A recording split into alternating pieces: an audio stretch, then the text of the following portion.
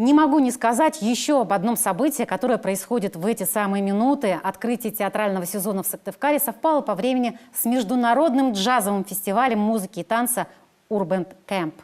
По версии аналитического агентства Турстат, этот фестиваль даже вошел в десятку самых ярких культурных событий осени российских регионов. В течение 4 дней на 5 площадках Сыктывкара мы услышим настоящий норвежский джаз, который сильно отличается от американского. Сейчас в филармонии находится мой коллега Северин Арпа. Северин, вам слово.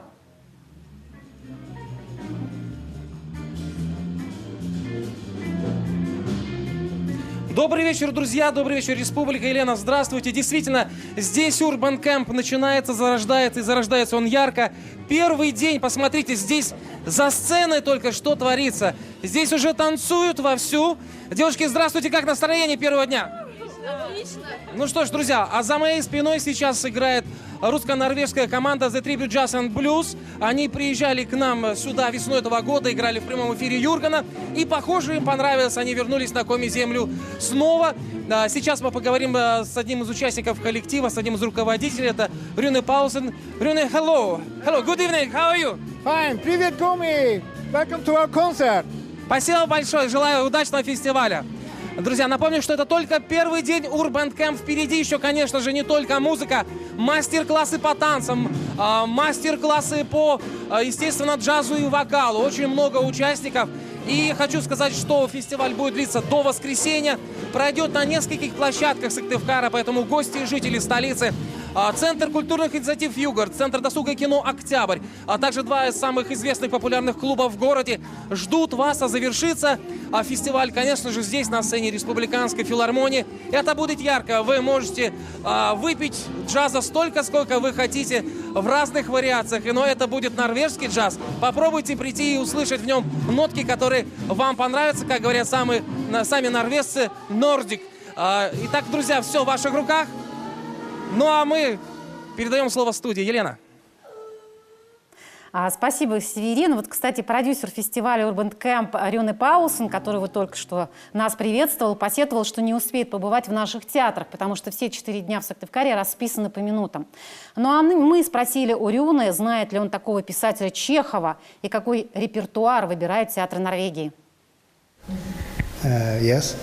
And, in fact, Да, я знаю о Чехове и хочу отметить, что в России культура на очень высоком уровне. И это одна из причин, почему мы такие проекты делаем здесь. Нам на самом деле есть чему поучиться у России. В Норвегии театры ставят пьесы о современности. С одной стороны, это хорошо, но с другой стороны, я сожалею о том, что мы не ставим классику. Потому что нам нужно заботиться о нашей культуре, истории. Сейчас театры и музыканты в Норвегии уходят от классики к эксперименту. Да, это интересно, но нам нужны оба компонента. И как раз на нашем фестивале мы стараемся соединить стандарты и импровизацию. О стандартах и импровизации мы будем говорить сегодня с гостями нашей студии. Итак, позвольте представить. Московский режиссер, заслуженная артистка России Елена Оленина. Здравствуйте. И Анна Репина, художник-постановщик Академического театра драмы имени Виктора Савина. Добрый вечер. Вот мне кажется, «Чайку» ставить страшнее, чем замахнуться на Уильяма Шекспира. И вот когда мои друзья, коллеги посмотрели в этот вторник сюжет в наших новостях, сказали: батюшки, осталось ли там что-то от Чехова? Настолько авангардно им показалась постановка. Вот, Елена, что-то от Чехова осталось? Я не привыкла кромсать классику. Я могу сказать точно, что ни одной буквы из Чехова не убраны. Мало того, даже какие-то ремарки чеховские остались в беседах персонажей. То есть там, например, есть паузы какие-то, мы озвучиваем их вслух. Там есть про Луну, которая отражается в воде. Это тоже у нас Треплев, говорит персонаж. То есть добуквенно сохранен Антон Павлович. И по поводу формы, ну, это, знаете, очень интересный вопрос. Просто я понимаю, что, может быть, картинка яркая, которую зрители увидели там где-то в газетах. Ну, например, там, да. Нина была, вы помните, да, в комбинезоне плавательном, в полосочку и в красных колготках. Ну, самое интересное, что комбинезоны плавательные носили. И самое интересное, что, например, про Тригорина, про главного героя, Нина рассказывает, что он в купальне. Они абсолютно люди простые, живые, они приезжали в деревню отдыхать, я имею в виду известные писатели, актеры и так далее. Поэтому жизнь была очень простая. Другое дело, что форма нашего спектакля, она необычна, но цель спектакля все-таки, ну, если можно так выразиться, чтобы все-таки молодой зритель захотел потянуться к Чехову, захотел потянуться к классику. Потому что говорить с ними нужно на понятном им языке. Это, во-первых. Это не значит то, что мы спускаем Чехова до уровня плинтуса и, извините, там раздеваем актеров. Нет, ничего этого нету. Абсолютно классическое произведение, просто решение необычное. Это игра. Игра, весь мир, театр, все люди актеры. Поэтому все, что происходит, это происходит на ламберном столике. Это вот Анна, как художник, она придумала это сделать так, что у нас все бочонки, они трансформеры. Вы нам, кстати, не показали журналистам во вторник. Это вы оставили такой секрет до премьеры. Вот, Анна, у меня к вам вопрос. Вы на пресс-конференции сказали, когда пришла Елена Оленина и сказала, никаких озер, никаких березок. Вот, пожалуйста, да, игра в лото, в которой играли дачники у Чехова. Вот, повертите, покрутите. И вы сказали, боже мой, как прекрасно, что пришел такой режиссер. Вы что, устали от березок и озер тоже? Вот в чем тут радость ваша? Радость моя в том, что я могу в такие моменты, когда приходят режиссеры со своими решениями, стать в какой-то мере соавтором, как бы сопостановщиком. Не просто оформить в красивую картинку спектакль, но сделать это все-таки неким действом. То есть у нас такое переплетение начинается каких-то предметов. То есть я отвечаю за эстетический вид некого реквизита, костюмов, декораций, а режиссер за действенность этого в спектакле. Зная, что вот все идет даже в эти минуты, что-то подкрашивается, что-то делается, и у вас даже на руке есть запись. Я обратила внимание, вот что там написано. Там написано «палка». Мы ее еще не успели покрасить. Это трость одного персонажа. Ну вот надо довести ее до ума. Но чтобы нашим зрителям, наверное, было более понятно, кто не успел посмотреть новости, а вот давайте посмотрим теперь небольшой видеосюжет.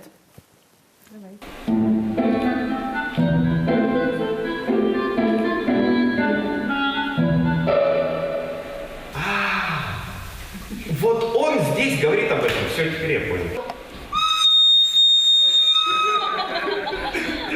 Вся такая воздушная, такая приходит, ой, ну, красавица, все такое.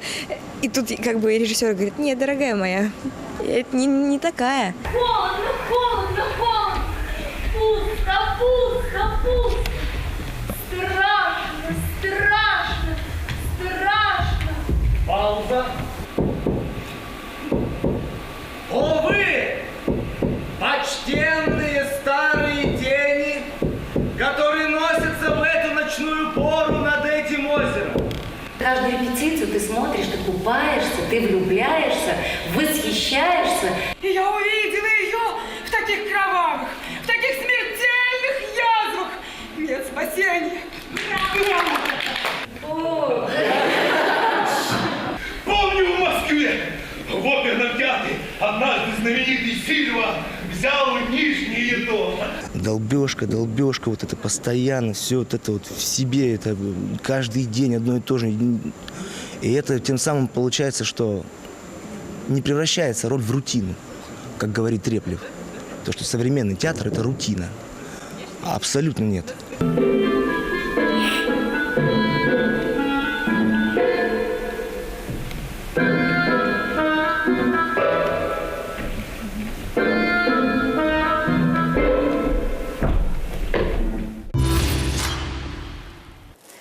Вот мы только что посмотрели, видим, конечно, что это не классическая постановка, вернее, это классика без стереотипов, но, наверное, еще можно обратить внимание вот на что. Музыка, которая там звучит, вот что это за музыка? Это оригинальная музыка, написанная композитором, который является работником театра, Григорьев Николай. Я считаю, что он сделал потрясающую аранжировку. У нас звучит только одна тема на протяжении всего спектакля. И это, знаете, самое интересное, что когда ставишь спектакль и начинаешь все туда засовывать, это чаще всего получается мишура. А вот когда есть возможность в соавторстве с композитором одну тему, но ее по-разному посмотреть, как она в современной обработке, в классической, в вальсе, в марше, в польке и так далее. То есть вот когда есть одна тема, и она может с разных сторон, это, конечно, потрясающая история. Вот смотрите. Вы долго созревали к постановке «Чайки». Вы об этом нам рассказывали на пресс-конференции, может быть, даже всю жизнь, потому что знали «Чайку» наизусть с 7 лет. Да. Ваша мама актриса, играла Нину Заречную. Вы ведь выбирали разные театры, смотрели, а где я могу свой замысел воплотить? Почему Сыктывкар? Наверное, потому что очень смелый театр. Наверное, потому что сейчас «Чайку», ну, много кто ставит. Кстати, в прошлом году у моих друзей, в этом году очень у многих режиссеров премьеры, причем даже есть премьеры мюзиклов, и премьеры классические, там в Театре нации, и в Ярославском театре и так далее. То есть очень много «Чаек» сейчас где идет и ставится. Опять, видимо, эта пьеса популярна стала, видимо, она востребована, потому что там поднимаются вопросы потрясающие. Это вопросы о искусстве и о людях искусства, которые должны друг с другом совершенствоваться и уметь уживаться. Нельзя в современном мире отвергать, что должно быть только так и никак иначе. Не должно быть стереотипов, не должно быть границ. Все должно быть открытое. Спорить можно только в творчестве. Не нужны войны, баталии, не нужны смерти настоящих реальных людей. Лучше это все в театре решать, понимаете, чем строить тюрьмы, детские дома или еще что-то, так лучше, извините меня, строить театры. И поэтому, когда театр откликнулся на эту постановку, я была рада, но это не только, может быть, и была бы другая постановка, не Чехов, «Чайка», что-то другое, может быть, было. Но дело в том, что я увидела актеров, которые действительно, на мой взгляд, готовы были со мной выпуститься в это плавание. И я прекрасно понимала, что это должны быть и по возрасту совпадения с персонажами, тем более, что у нас даже есть несколько открытий в этом спектакле, потому что чаще всего играют актеры старше своего возраста. Да, здесь мы увидели 20-летних, юных, можно сказать, артистов. Да, и мало того, у нас и средний возраст абсолютно в рамках того, как написано у Чехова, и старшее поколение близко. Я еще понимаю, что еще если несколько лет этот спектакль будет идти, то они будут еще ближе к своим ролям, то есть они подрастут до них. Поэтому, конечно же, это и возрастные, это и эмоциональные, потому что если бы актеры не готовы были со мной в эмоциях вот так вот купаться, это очень эмоциональный спектакль. Естественно, ну даже вот по тому сюжету, который вот сейчас показали, видно, насколько актеры все в эмоциях переполнены и даже где-то не знают, как реагировать, не знают. Вы знаете, я еще на что обратила внимание, вот Анна, так это или нет, что артисты просто действительно, как сказала Светлана, купаются в этих положительных эмоциях, что им доставляет невероятное наслаждение работать с режиссером. Они счастливы, удовлетворены. Я, вот честно говоря, давно не помню таких вот лиц воодушевленных. Это так? Вот так все совпало? Это точно так, потому что Лена очень позитивный человек, очень энергичный человек. То есть там ни минуты покоя, там все время движение какое-то идет. Цеха, репетиции, закупки, то есть там контроль тотальный, что мне даже на руку. Ну, как приглашенный режиссер, у меня сразу так прикрытие какое-то в театре. Но мы тоже будем динамичными. У нас на прямой связи сейчас Воркута, Воркутинский драматический театр, Виктор Николаевич Ножкин, заслуженный артист России, художественный руководитель Воркутинского драматического театра. Виктор Николаевич, добрый вечер. Добрый вечер, Юрген, добрый вечер, Сыктывкар. Добрый вечер, коллеги. Вот я у вас была в начале сентября, там было что-то невероятное, идет сварка, готовится зрительный зал, как-то свет в конце тоннеля, он виден или нет?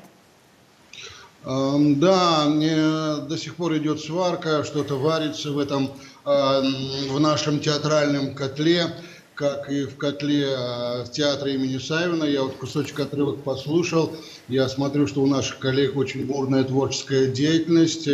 Это очень здорово, то, что они берутся за «Чайку», они всегда берутся за какой-то глобальный материал.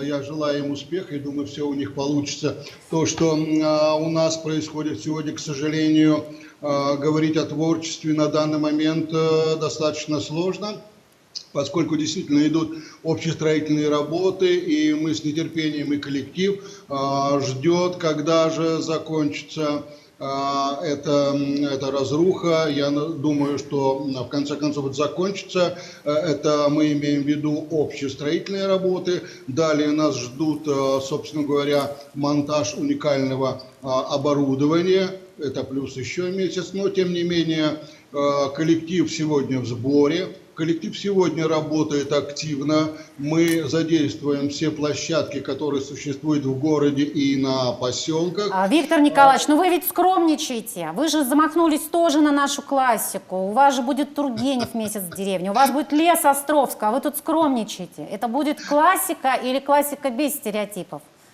Я думаю, что это будет классика, но то, что касается «Месяца в деревне», сегодня постановкой занимается московский режиссер Михаил Егоров. Но я думаю, что будет классика, но не в понимании школьной программы и в том представлении, которое у нас существует о Тургеневе. Сегодня режиссер раскрыл некоторые моменты видения этой постановки. Она будет неординарная, будет достаточно интересная. Помимо «Месяца в деревне» у нас сегодня мы приступаем, уже ведем работу. Юрий Нестеров ставит у нас «Лес Островского». Так что мы тоже не отстаем от столицы нашей республики в плане постановок классических и весьма серьезных произведений. Виктор Николаевич, спасибо вам огромное за интервью. Успехов вам. Обязательно еще увидимся в Воркуте. Всего самого вам доброго. В Воркуте увидимся и увидимся в Сыктывкаре. У нас очень большие планы. Спасибо огромное за то, что вы помните о нас. Спасибо. Ну а сейчас мы прервемся на короткую рекламу, а после вспомним, как 60 лет назад в Сыктывкаре удалось открыть музыкальный театр. Кто эти люди, которые приложили титанические усилия для создания театра оперы и балета? Еще поговорим о международном фестивале кукол в гостях у Мойдыся и, конечно, продолжим разговор о новой «Чайке».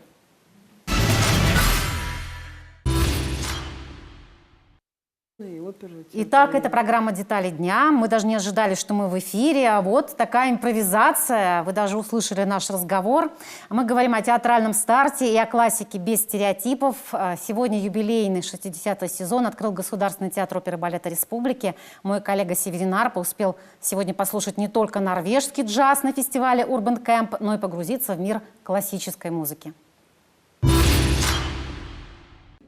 Сегодня зрители увидели фрагменты из знаковых и любимых спектаклей, которые занимают особое место в истории театра. И прежде всего это опера Чайковского «Евгений Онегин», который открылся театр в 1958 году. Давайте послушаем.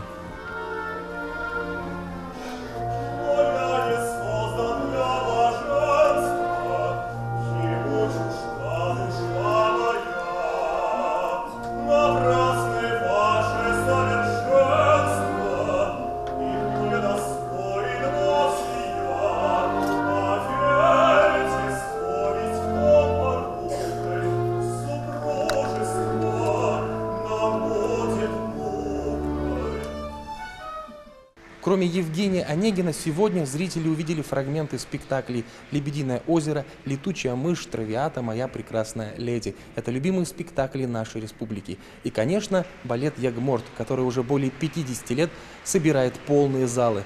Такая долгая жизнь, считают критики, это большая редкость для национального балета. Фрагменты спектаклей перемежались рассказами, воспоминаниями о легендах театра. Завершат сегодняшний концерт отрывки из новых премьерных спектаклей. Это балет Минкуса Баядерка и оперы Оффенбаха «Сказки Гофмана». Конечно, театр оперы и балета Республики – это прежде всего хранитель традиций российского музыкального репертуарного театра. Мы сегодня же говорим о новых формах, и вот из современных спектаклей мне запомнился мюзикл «Мертвые души» или «Галлюцинации» Чичикова. А сейчас хочется вспомнить тех людей, которые 60 лет назад музыкальный театр создавали. И это на самом деле звезды театров Москвы, Санкт-Петербурга, Киева, осужденные по 58-й статье. Они прошли через лагеря Коми СССР, служили в лагерных театрах Ухты, Инты и Воркуты, а после освобождения часть артистов и музыкантов остались работать в нашей республике. Конечно же, мы вспомним об уроженке Коми Силапажга и Петровне Бобраковой, народной артистке России, которая долгое время была главным режиссером и художественным руководителем театра. Итак, как же все начиналось? Вот фотографии того самого спектакля «Евгений Онегин», с которого и началась история Государственного театра оперы и балета Республики. Серафима Попова, заместитель министра культуры Коми АССР, обошла немало кабинетов в Москве, чтобы убедить, музыкальный театр республике действительно нужен. Она же сделала многое, чтобы привлечь для создания театра лучших музыкантов и артистов из недавних заключенных. В Сыктывкар после освобождения приехали солисты-вокалисты Борис Дейнеко и Валентина Ищенко из Воркуты, дирижеры Николай Клаус и Владимир Каплун-Владимирский из Инты и Ухты. Художественным руководителем нового театра стал Борис Дейнеко, выпускник Московской консерватории, солист Всесоюзного радио. Именно в его исполнении каждое утро звучала песня «Широка страна моя родная». За что Дейнеко был осужден на 10 лет, никто не может сказать точно. Говорили, что в 41-м он, спасая свой белый рояль, пытался выехать к линии фронта, подходившего к Москве, и был задержан военным патрулем. Солистку Полтавской оперы Валентину Ищенко арестовали в 46-м как немецкую шпионку. Ее театр оказался на оккупированной территории. После труппу отправили в Германию. В Воркутлаге многих политзаключенных, в том числе Бориса Дейнеко и Валентину Ищенко, спас театр, созданный при управлении Воркутстроя НКВД СССР. Большой любовью шахтеров пользуется музыкально-драматический театр в Воркуте. Думал ли когда-нибудь французский композитор Шарль Лекок, что его веселая оперетта «Дочь Анго» будет исполняться за полярным кругом? Вместо общих работ артисты шли на сцену. Пусть под конвоем, пусть из страшных бараков. Но здесь они занимались любимым делом. И здесь стиралась граница между свободой и неволей. В середине 50-х многие артисты выехали за пределы Коми АССР, но часть осталась в республике. И вот на календаре 58-й – открытие музыкального театра в Сыктывкаре. Опера «Евгений Онегин». Партию Татьяны исполняет Валентина Ищенко, князя Гремина Борис Дейнеко, а партию Ольги Ия Бобракова. Полвека Ия Петровна отдала нашему театру. Более четверти века назад организовала фестиваль «Сыктывкар Сатулыс», который сейчас носит ее имя. Вот вы, Елена, говорили о традициях, которые есть в Сыктывкаре. Вот они, традиции. Они были заложены блестящими просто артистами в 30-е, 40-е годы. И мне кажется, даже дух, например, Воркутинского театра, он сохранился до сих пор. Вот этого лагерного, та высокая профессиональная планка. Ее как бы стремятся до сих пор как бы до этой планки дотянуться, потому что это, конечно, был, наверное, золотой период Воркутинского театра. Ну, давайте теперь о «Чайке» Чехова, о вашей постановке. Сегодня был художественный совет Министерства культуры, они смотрели вашу «Чайку», и вы чуть не опоздали на наш эфир, потому что долго ее обсуждали. Что говорят? Анна, что говорят? Вас ругают, хвалят, что... Ну, очень лояльно к нам отнеслись. Лояльно? Да. Ну, если Елена. коротко сказать, спектакль приняли. Приняли, согласились с решением, потому что это действительно у Чехова выписано, и все оправдано. То есть и решение, и форма существования актеров на сцене, то есть все это оправдано. Вы знаете, дело в том, что у Чехова прописан спор между современным искусством и прошлым искусством. По-хорошему, мы это и вывели на первый план.